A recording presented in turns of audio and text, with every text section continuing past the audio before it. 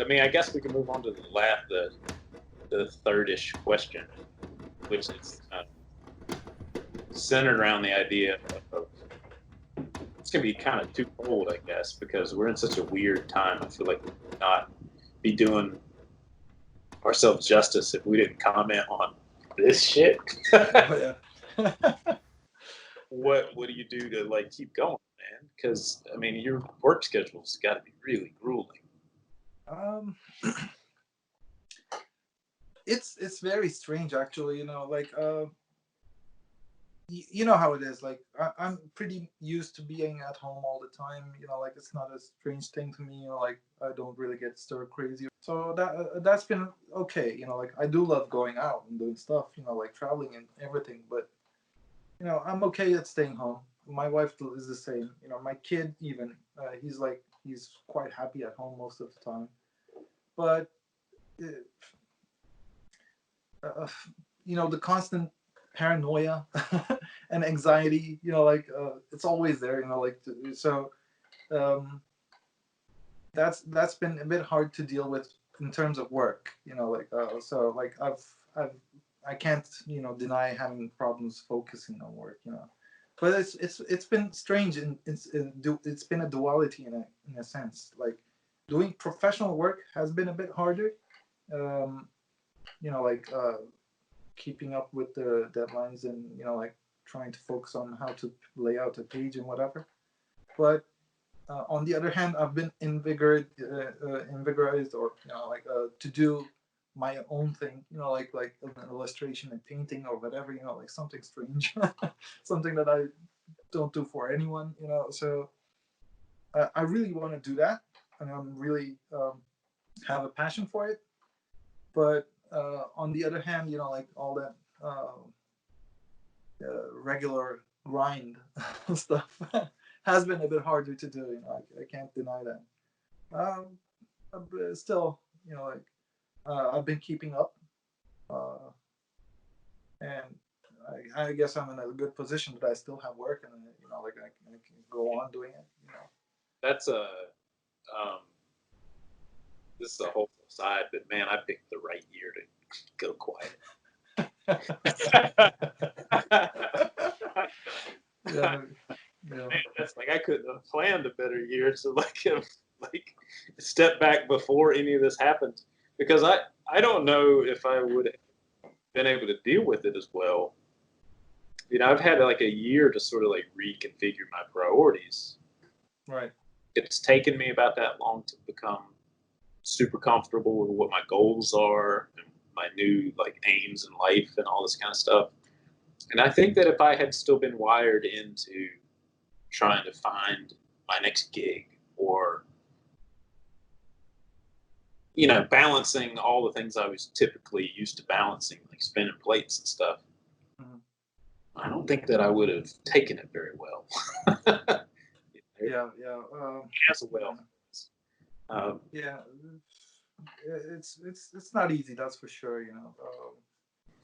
I'm just trying to keep my level of cynicism at the exact same level that it was before this started.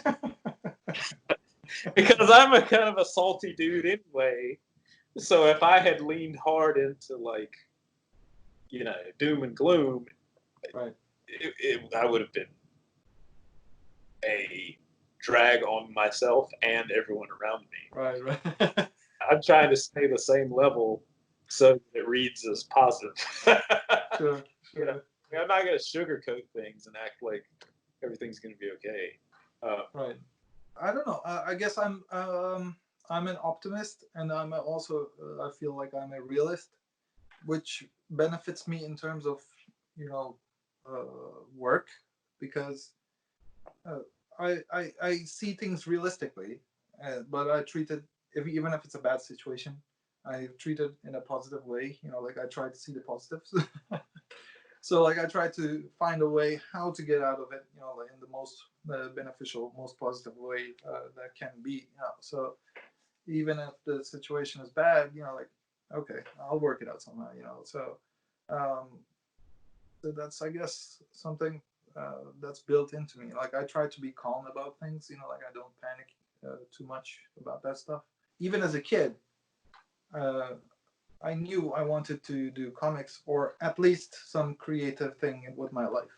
So, but I didn't really plan anything. I didn't see like, okay, in 10 years I'm going to be in the comics field or I'm going to do like art for computer games or whatever. But I was thinking like, okay, I'm going to do it and it's going to happen somehow. So it just went, like I took one thing at a time, like school, university, whatever, jobs.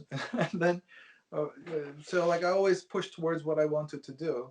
And it eventually happened. And, I don't feel it's all about luck, but it's about how I, approach things, like I always felt realistic. Like I wouldn't, like if I wasn't really good enough, I wasn't expecting that to be in the comics field. Like if my work wasn't good enough to be printed or whatever. Yeah. So Self-awareness is the most hard fought, quality for people in general, and and for artists, I think it's even way more important to definitely cultivate that, because the job asks us to like be myopic, to just like burrow in, do this work, and we create emotional attachments to the time and energy we put into doing this stuff. It's that cost,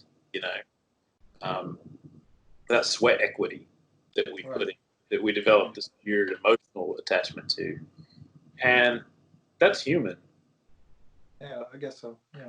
But I think knowing that there's a much larger world that may not care, and that I'm doing this for reasons that doesn't matter if they care or not, is a difficult place to get to for a lot of us. But it's a valuable place to get to. Because then you're free. If we can get to that quote unquote true place where we're creating work to form a connection with people, and not just to get back the feedback that we want. Sure. That is where I think we can find freedom as artists.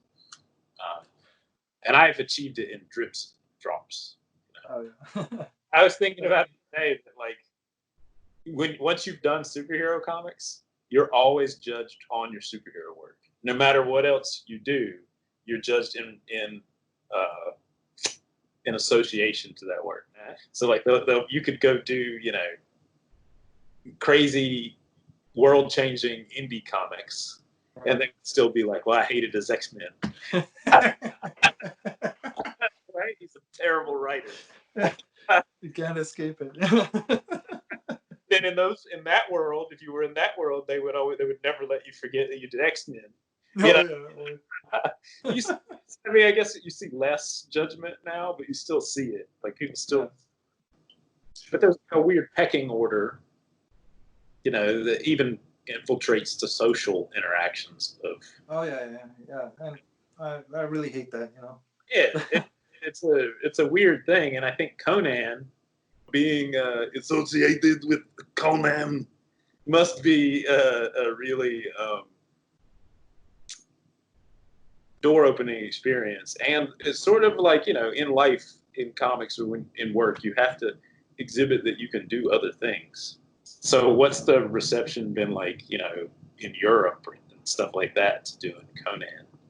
Oh, it's been I don't know. I loved it, because the thing is, like, as I was saying earlier, Conan was huge when I was growing up. Everybody read Conan, and like, everybody, loved it. And so, like, so many people from Turkey, they were like, "Oh, one of us is doing Conan." A Turkish artist is doing Conan and stuff like that. And like, even from places that I didn't know Conan was big, people were reaching out to me, like Brazilians. I guess Conan was very big over there. So a lot of Brazilian people were saying, "Well, we're looking forward to this book, and you're doing great," and stuff like that. And also in Europe, I've met a lot of people because of this, Yeah. And a lot of people came to know me because of Conan, which has been very interesting and fun. I almost met Arnold Schwarzenegger as well because of that. Yeah, I've been to the last year because of Arnold being in Austria. I've been to Arnold's museum, which is actually his birdhouse. You know, like it was their family house that they turned it into a museum. 2 stories. His father used to be like a cop or something, so like the top floor was the police station or something. The lower floor was there. It's weird, you know, like so like The house just a weight room. so yeah, they have all this you know, like all this memorabilia and things like that, you know, like his original bed and, you know, like photos and, you know, like all the original weights that he made himself, you know, like from weird you know, like uh, metal pieces and things like that, you know. What? It was a fun experience. He was supposed to actually visit, you know, because the owner of the museum is a close friend of Arnold. So like, Anything if the guy that ran Arnold Schwarzenegger's museum was a mortal enemy of Arnold Schwarzenegger. the arch enemy, the bodybuilder. You in my museum. I bought your house. Now I'm sleeping in your bed. I just like Arnold, like, you know, he like captures some guy that he hates. You the curator. The rest of your days. It's the wheel of sorrow, but like Oh man. Welcome to Cinematic Comic Con. And what are you waiting for?